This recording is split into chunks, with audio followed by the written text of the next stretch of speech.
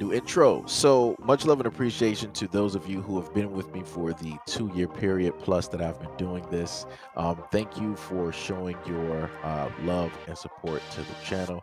And to anybody else who is brand new to the platform and you would like to support the channel, also you can do it by way of Patreon, Anchor, the clothing store, and also the shoe shop that is listed in the comment description below. And again, thank you to any and all of you guys who have been here to support this channel during the 2+ year period. I wouldn't be able to do what I do every single day without you.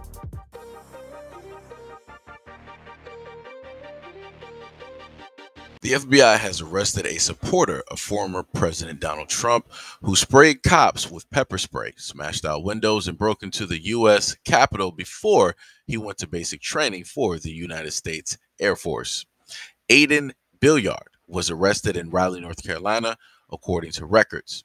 He faces a host of charges, including felony civil disorder, assaulting officers with a dangerous weapon, destruction of government property, entering and remaining in a restricted building with a deadly or dangerous weapon, disorderly conduct with a deadly or dangerous weapon, and several other misdemeanors. After being identified online, Billiard was interviewed by the FBI at Lakeland Air Force Base near San Antonio, Texas, back in August. Quote, at the time, Billiard was attending basic training for the United States Air Force, but has since separated from the Air Force and moved back home to Cary, North Carolina. The FBI relied on public Facebook posts by Billiard's mother that showed him wearing the same Harvard sweatshirt he wore to the Capitol to help seal the case against him. A man who participated in the attack on the United States Capitol has joined the Army after January 6th, has been arrested for his actions on that day. Specialist James Malt was taken into custody on the morning of Thursday, October 7th at Fort Bragg in Fayetteville, North Carolina. Malt joined the Army in May and was serving as a combat engineer at the time of his arrest. He had previously served in the Army as a Patriot operator before he left activity duty as a sergeant in 2016. From 2016 to March 2020, he was a combat engineer in the New York Army National Guard. He's the 6th service member who was currently a member of the military when arrested, but he is the only one who wasn't enlisted at the time of his participation in January 6th rioting.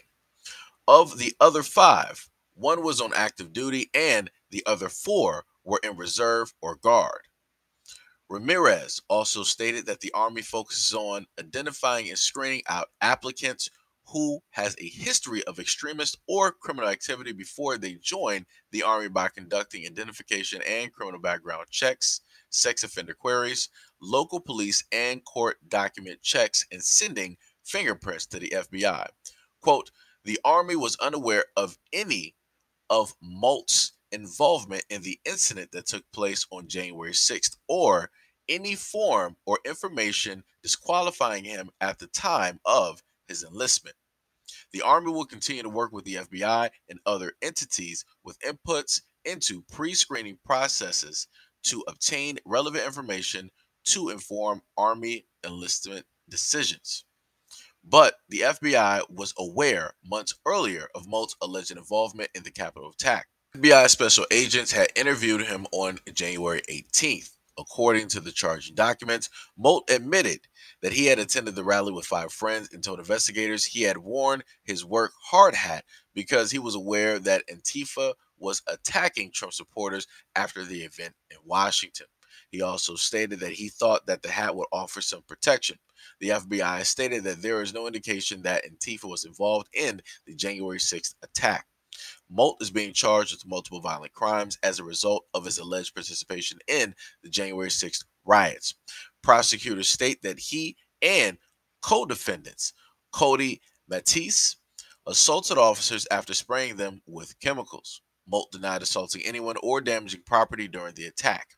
But the videos that they collected from that day tell a different story. Investigators state that Capitol security cameras and open source video collected from January 6th show Molt and Matisse pushed to the front of the mob on the Capitol South Side entrance, pointing canisters at law enforcement and spraying them with contents. Charging documents allege that when confronted by investigators weeks after the riots, Molt described Being caught up in the crowd and the mass of people pushed him closer and closer to the Capitol building, also stating that he claimed to have no choice but to move forward because of the press of people behind him. Bolt ended up right next to the entrance of the Capitol building, but denied entering the building. Now, the most interesting thing about this is the fact that they were either able to enlist or already enlisted. And they were just allowed to, right? Because Lord knows, right? If it was a group of black men that decided to do this and, all these other things that, hey, guess what? You would have already been in jail. Hey, guess what? You would have already been in prison. Hey, guess what? You would have had a very lengthy sentence and they would have threw the book directly at you. And that's just bars. That's just facts. It is what it is because this is America. Proof of which is the fact that they can clear cut interview these people. These people can directly lie.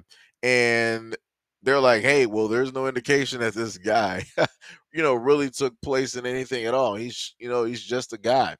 Just let him be. Thank you for your service. Right? That is what it is at the end of the day.